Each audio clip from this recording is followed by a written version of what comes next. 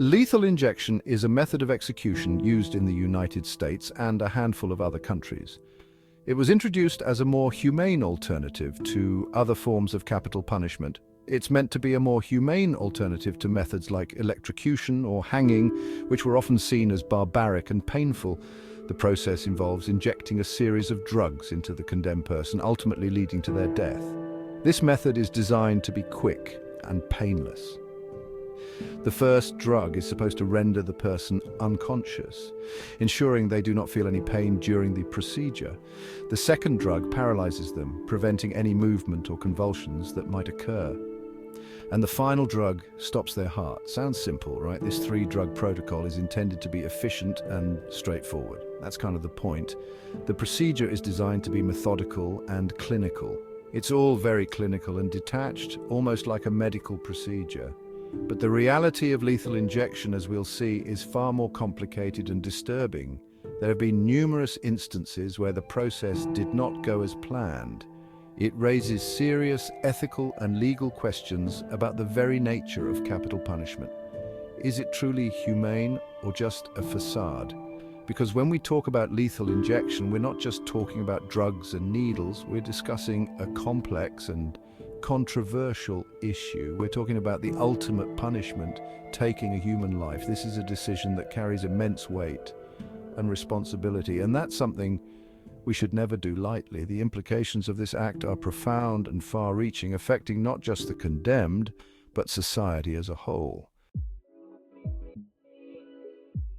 Now let's get into the specifics of how a lethal injection is carried out. It usually happens in a designated execution chamber, often within a prison. The condemned person is strapped to a gurney, their arms prepped for intravenous lines. Medical personnel, sometimes shielded from view, administer the drugs. The first drug, typically an anesthetic like sodium thiopental, is supposed to render the person unconscious, or at least that's the idea. Next comes pancuronium bromide, a paralytic agent. This drug completely paralyzes the muscles, including those needed to breathe. Finally, potassium chloride is injected. This drug stops the heart, leading to death. The entire process can take several minutes, and during those minutes, the condemned person is supposed to be completely unconscious and unaware. But, as we'll see, that's not always the case. So why do some states choose lethal injection over other methods of execution? It's a question that delves into both practical and psychological aspects of capital punishment. Well, the main reason is that it's seen as more humane. The idea is that a medical procedure involving trained professionals and sterile equipment appears more dignified. It's supposed to be less overtly brutal than methods like electrocution, which can be gruesome. The electric chair, with its violent convulsions and potential for visible suffering, is a stark contrast. Lethal injection, with its clinical setting and seemingly painless process, is often presented as a more civilized way to carry out the death penalty. The sterile environment and the use of medical gurneys contribute to this perception. It's a way to sanitize death, to make it more palatable for everyone involved. The clean, hospital-like settings are designed to reduce the emotional impact on those who witness the execution. And that includes the public, who may be more likely to support a method of execution that seems less barbaric. Public opinion often sways in favor of methods that appear less violent and more controlled. But this perception of humanity is precisely what makes lethal injection so insidious. The clinical facade can obscure the reality of the act itself. It masks the brutality of what is ultimately a state-sanctioned killing. The process may look clean and painless, but the end result is the same. A life is taken, and it allows us to distance ourselves from the reality of what's happening. By making the process appear more humane, we can more easily ignore the moral and ethical implications of capital punishment. But here's the thing. Lethal injection is far from foolproof.